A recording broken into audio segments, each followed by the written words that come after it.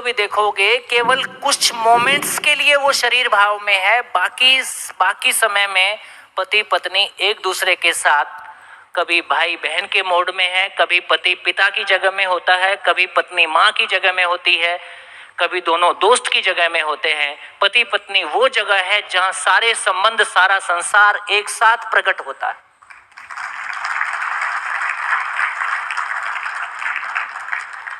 वो डेप्थ हमारी होगी, इस रिलेशनशिप की वो डेप्थ हमारी होगी और वो क्वालिटी हमारी होगी, तो जीने का मजा है ना। जितना हम पॉजेसिव होते हैं उतना सामने वाला हमसे दूर भागता है, और जितना हम सामने वाले को स्पेस देते हैं, जितना हम उसको इजी कर देते हैं, उतना हम साथ चल पाते हैं। तो दोस्तों, शादी को सफल करना मानव को कंप्लीटली समझ लेने से कम में नहीं होगा। तो शादी के लिए कोई अलग से तैयारी नहीं है, तो किसी एक के साथ जीने की तैयारी नहीं है। यदि सबके साथ जीना आता है तो एक के साथ भी जीना आता है, और यदि एक के साथ जीने की कोशिश करते हो तो किसी के साथ नहीं जी पाते। तो ऐसी क्लैरिटी के साथ तो हमको पता चला कि थोड़ी सी हमने मानव की जगह में थोड़ा सा प्रवेश किया तो पता चला एक सेंस ऑफ बिलोंगिंगनेस, अपनेपन का एहसास।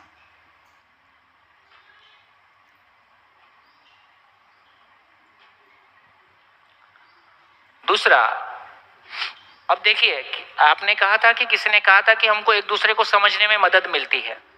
इसका प्रैक्टिकल एग्जाम्पल क्या होगा? हम एक एग्जाम्पल ले लें कि ए और बी। ए टीचर है या पेरेंट्स है, और बी तो बेचारा बच्चा है, और ये पढ़ता नहीं है। बच्चा पढ़ता नहीं है तो टीचर और पेरेंट्स क्या करते हैं?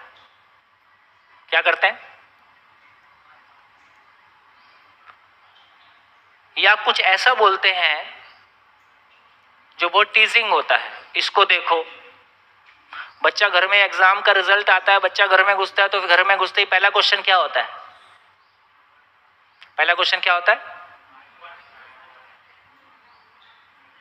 कितने मार्क्स आए?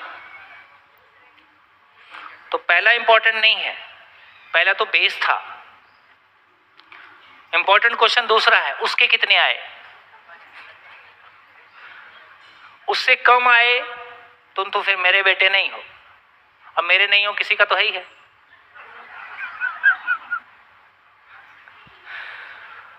तो इसका अर्थ यह हुआ, अब आपको समझ में आता है कि यदि बी पढ़ता नहीं है तो क्यों नहीं पढ़ता है? क्यों नहीं पढ़ता है? क्यों नहीं पढ़ता है? क्यों नहीं पढ़ता है? सुख नहीं मिलता है। सिंपल सी बात, मानव जो कुछ भी करता है सुख की तलाश में करता है, और यदि उसको पढ़ने में सुख नहीं मिलता है तो नहीं पढ़ता है। यदि बीइंग टीचर, क्या अभी अधिकांश केसेस में मेरे को लगता है कि सामने वाला मेरे को दुख देना चाहता है। देखो, मैं सिंपल एग्जांपल लेता हूं, और जिससे हमको आदमी को समझने में मदद मिलती है। आपके घर में रात को चोर आता है तो आपकी नींद का ख्याल रखता है कि नहीं रखता है? वो आपको दुख देना नहीं चाहता है, थोड़ा सा सामान ले जाना चाहता है जो आपने ज्यादा इकट्ठा कर लिया है ना। जैसे लड़के लड़कियों को छेड़ते हैं, गुजरात में कुछ इव टीजिंग होती है कि नहीं होती है? ज्यादा नहीं होती है ना।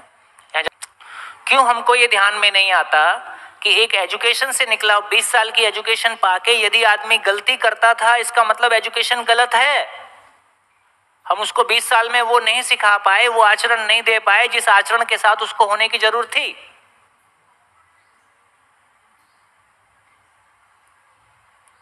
कहां पहुंचे, है ना। तो इसका मतलब ये है कि मानव जो कुछ भी करता है वो सुख की तलाश में करता है। तो यदि ये मेरी क्लैरिटी हो जाए कि हाँ, देखो, मेरे को लग रहा है कि अब ये आपके क्वेश्चंस का, बहुत सारे क्वेश्चंस का आंसर देगा। एक बहुत समझने लायक बात, सारी दुनिया में देखोगे ना तो बस एक ही प्रॉब्लम है। यदि रोजमर्रा की हमारी जिंदगी की प्रॉब्लम को देखोगे तो एक ही प्रॉब्लम है। क्या प्रॉब्लम है?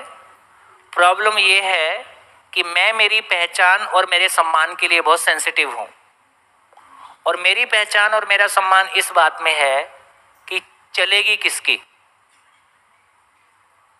ठीक, चलेगी किसकी। तो एक फैमिली में रहते हुए मेरे को लगता है कि वही my life my rules, my life my rules का मतलब है भाई मेरी चलेगी, जो मैं कह रहा हूं वो सही है। तो एक बच्चे को लगता है कि मैं ठीक हूं, मेरी चलनी चाहिए। माँ बाप कहते हैं कि हमने दुनिया देखी है, हमारी चलनी चाहिए। जैसे जैसे अक्सर बेटे और बाप के बीच में ईगो क्लैश आता है, तो कोई पॉइंट तक बाप को लगता है कि मैं बड़ा हूं, मैं बाप हूं, मुझको समझ है, जो मैं कहता हूं उसको मानो।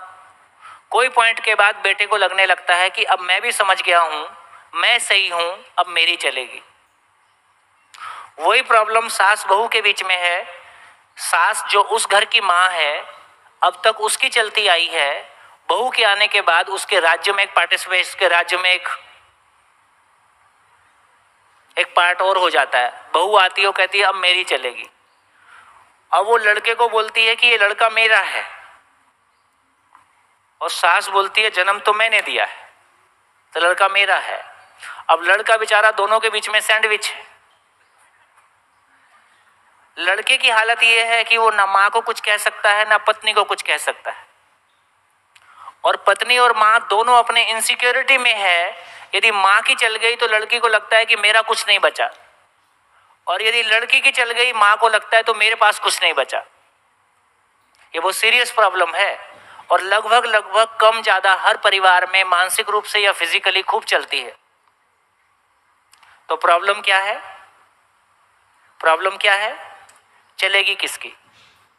अब इस प्रॉब्लम में हमको इस सूत्र से क्या मदद मिलती है? अब यदि आपको यह समझ में आता है कि मानव जो कुछ भी करता है सुख की तलाश में करता है, तो एक माँ अपने बेटे के साथ, है ना, वो जैसा जीती आई है, जैसा उसके साथ चलती आई है, वो वैसे ही चलना चाहती है। वो मुझको दुखी करना, बहू के रूप में मुझको दुखी करना नहीं चाहती है, लेकिन उसका ये स्टाइल है, उसका ये बात करने का तरीका है, या उसका ये जीने का तरीका है, वो मुझको दुखी करना नहीं चाहती है।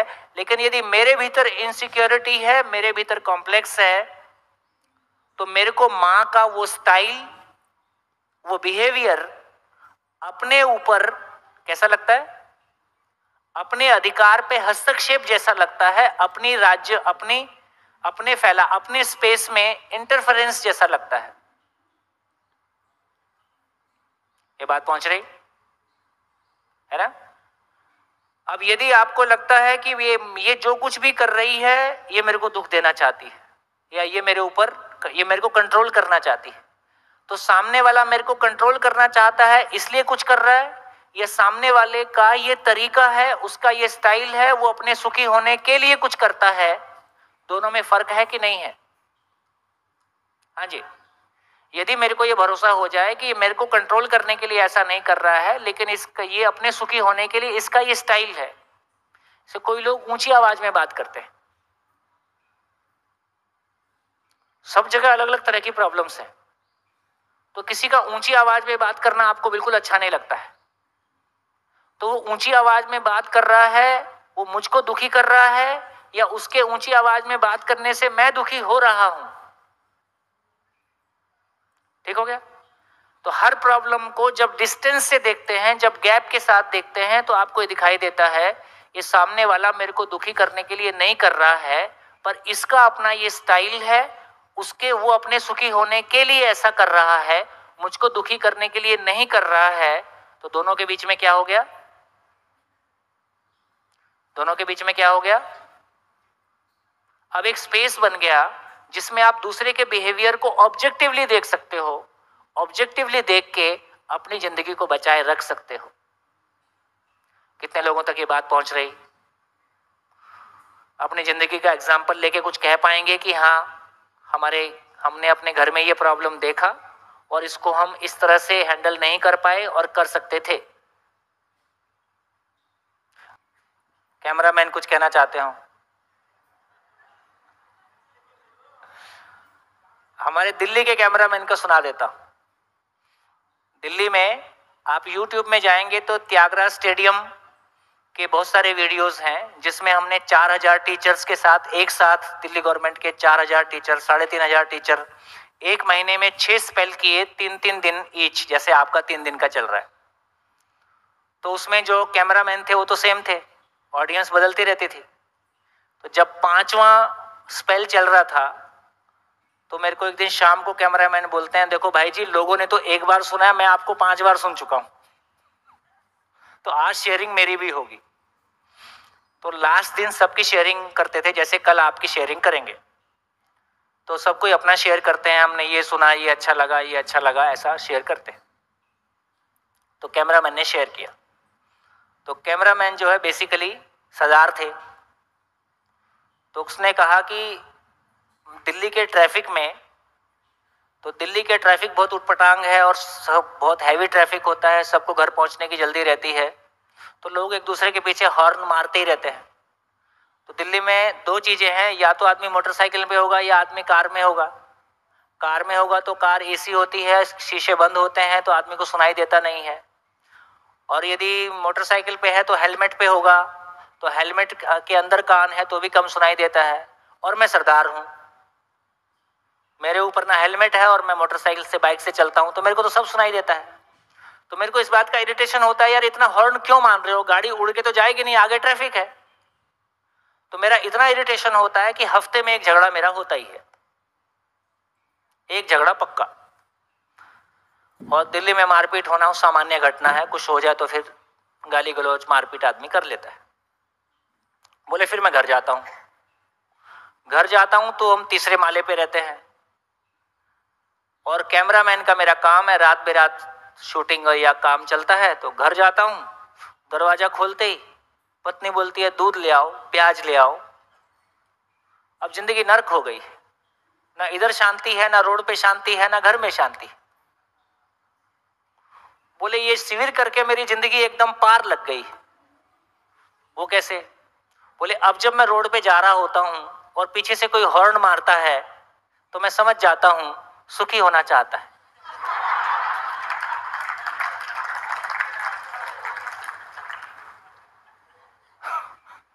घर में डांट पड़ेगी, जल्दी जल्दी भाग रहा है, तो मैं साइड दे देता हूं, जा, तो मैं परेशान नहीं होता। फिर ये शिविर करके मेरे को ये भी समझ में आया कि मैं तो अपने घर में था, लड़की अपना घर छोड़ के आई थी, मेरे लिए तो मैं रात दिन बाहर रहता हूं, मेरी वाइफ तो घर में रहती है, तो मैं घर में जाता हूं तो उसके लिए मैं ही मनोरंजन हूं, मैं ही उसका साथी हूं, मैं ही उसके लिए सब कुछ हूं, है ना। और मैं समझता हूं कि वो तो घर में है ही है और मैं तो बिजी होके काम से लौटा हूं, तो मैं थोड़ा आराम करूं। तो मैं ये भी समझ में आया कि मैं कुछ भी काम करता हूं, घर में एक व्यक्ति है जो मेरा इंतजार करता है, जो मेरे लिए कुछ सोचता है। तो मेरे को वाइफ की इंपॉर्टेंस पता चली। तो मैं जब अभी घर गया तो मैंने घर खोते ही, दरवाजा खुलते ही बोला क्या लाना है? बोली अंदर आ जाओ।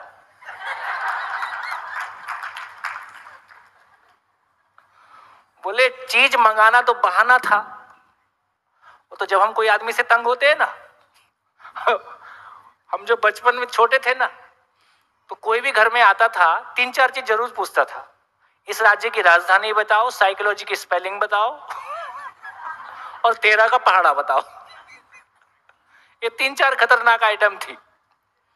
अब किसी को तंग करना है तो उसका भी इंटरव्यू लेना शुरू कर दो। तो ये प्याज, आलू, ये सब तो बहाना था कि आपस में प्यार नहीं था, तो जा प्याज लेके आ। अब तुम इतने प्यार से बात कर रहे हो तो अंदर आ जाओ।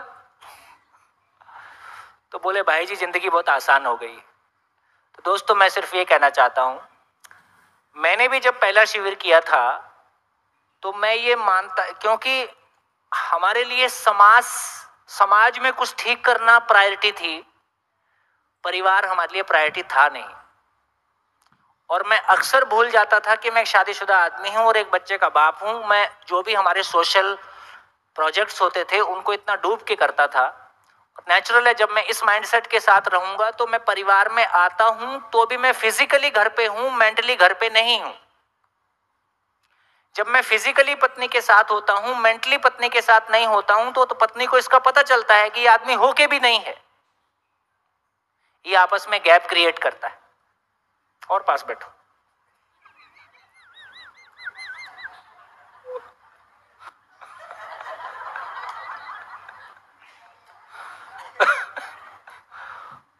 तो ये पता चलता है कि ये आपस में गैप क्रिएट करता है। तो मेरे को इस बात का, तो मैं ये मानता था कि शादी मेरी जिंदगी की सबसे बड़ी गलती है। और मैं ये मानता था, अब अपने आप को कंसोल भी करना है, सभी महापुरुषों के साथ ऐसे ही हुआ है। अरस्तु की बीवी उसको मारती थी, गांधी जी की पत्नी हमेशा नाराज रहती थी। तो लगभग तमाम महापुरुषों की पत्नियां उनसे कभी सहमत नहीं हुई, उनकी लड़ाई चलती ही रही। तो ये मानते हुए कि फिर अपने को कम से कम महापुरुष तो मान ही सकते हैं, अपने कहीं मरहम तो लगाना ही है, और ये प्रॉब्लम कभी ठीक नहीं होंगे, ये महिलाएं ऐसी ही होती हैं और ये कभी नहीं समझेंगी। ऐसा मानते हुए हम अपना परिवार चलाते थे, और मैं मानता था कि ये प्रॉब्लम जिंदगी भर कभी ठीक नहीं होंगी। शिविर करने के बाद मेरा परिवार 30 रुपए में बसा, 30 रुपए खर्चा हुआ। तीसरे दिन, जैसे अभी आज चर्चा शुरू हो गई कुछ फैमिली पे, तो मेरे को पहली बार एहसास हुआ यार मैंने बहुत गलतियां की हैं। तो मैंने वाइफ को फोन लगाया, फोन लगा के मैंने पूछा कैसी हो। बोली तुम्हारी तबीयत ठीक है? कि ऐसी बात मैं पहले कभी किया नहीं था। मैंने तबीयत तो ठीक है, शिविर में आज परिवार पे काफी चर्चा हुई और काफी सारा ऐसा लगा कि यार मैंने तुमको काफी इग्नोर किया है। बोले कोई बात नहीं, घर आ जाओ। अब 5वें दिन फिर कुछ चर्चा हुई, तो फिर एक फोन किया, फिर कुछ बातें हुई, थोड़ा सा इमोशनल भी हुए। लास्ट के दिन फिर मैं जब निकला तो मैंने फोन किया कि इस ट्रेन से आ रहा हूं, इतने बजे पहुंचूंगा। तो भाई साहब बहुत दिन बाद मुस्कुराते हुए दरवाजा खुला, नहीं तो दरवाजा खोला, मैडम अंदर और खाना रखा है, खा लेना। तो मैं सोचता था ये जिंदगी ऐसी चलेगी। तो मैंने सोचा यार ये तो बड़ा सिंपल सा काम हो गया, ऐसा तो सोचे नहीं थे कि प्यार से दरवाजा खुलेगा।